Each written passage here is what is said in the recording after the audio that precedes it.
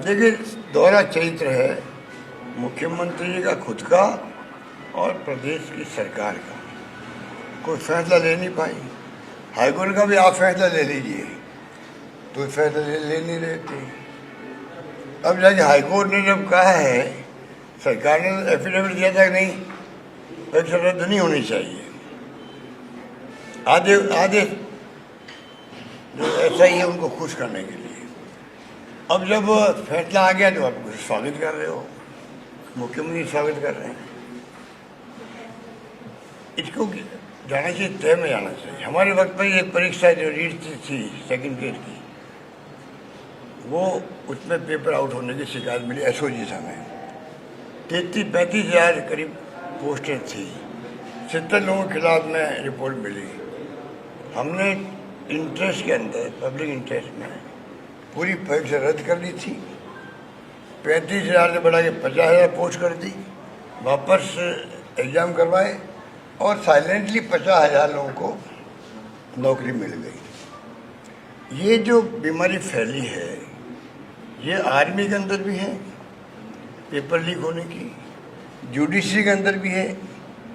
देश में, राजस्थान में जुडिशरी में पेपर आउट हुआ, गुजरात में बहुत ज़्यादा है, यूपी में है, बिहार में है, पंजाब में है, कहाँ नहीं है। अधिकांश राज्यों में पेपर लीक की गैंग बन गई है। वो ये काम करते हैं क्योंकि जो माहौल है, नौकरी मिलती नहीं है, बेरोजगारी है और सरकारी नौकरी सब चाहते हैं। तो ये जो प्रॉब्लम है, इसका बेसिक बात वो है। हमारी गवर्नमेंट देश में वो गवर्नमेंट है जिसने जितने कड़े फैसले किए हिंदुस्तान में ना केंद्र ने लिए हैं ना राज्यों ने लिए हैं। हमने 10 करोड़ रुपये पेनल्टी, आजीवन कारावास की सजा, संपत्ति कूट कराने कर ली हम लोगों ने। कोई कमी रखी नहीं हमने कानून पास करने के अंदर। और तो और मिस्टर M.K. कुमावत जो थे, पहले RPC के चेयरमैन रहे हुए थे, वो होम मिनिस्ट्री में एडिशनल सेक्रेटरी होम रहे हुए थे, DG पुलिस रहे हुए थे आंध्र प्रदेश के। उनकी अध्यक्षता में कमेटी बनाई, ये इसकी बीमारी ठीक कैसे हो। उन्होंने रिपोर्ट भी प्रस्तुत करी है कि जो ये पेपर लीक होते हैं, ये कैसे समाप्त हो सकता है। वो कमेटी हमने बनाई। एसओजी में एंटी चीटिंग सेल मैंने बनाया, एसओजी में एंटी चीटिंग सेल बना दिया। उसी कारण से ये सब आउट हो रहा है। वो सेल हमारा बना हुआ था, तो हमारी वक्त तो कोई कमी नहीं रखी। ये हमने प्रयास किया क्योंकि ये प्रॉब्लम बहुत बड़ी प्रॉब्लम है और इसमें राजनीति नहीं होनी चाहिए। क्योंकि इनके वक्त में भी थे मेंबर अपॉइंट किए, वो भी थे जो नाम आ रहे हैं। चाहे वसुंधरा जी सरकार थी बीजेपी की, तब भी अपॉइंटमेंट हुए थे, हमारे वक्त में अपॉइंटमेंट हुए। जो दोनों पकड़े गए हैं, एक उनके वक्त का पकड़ा गया, वो भी तो अपॉइंटमेंट बीजेपी का हुआ था उसमें। इसलिए ये कोई राजनीति की बात नहीं है। ये जड़ मूल से ख़त्म कैसे हो, ये पेपर लीक आउट नहीं हो, सुनिश्चित कैसे करें। पक्ष विपक्ष मिलकर तो कर सकता है।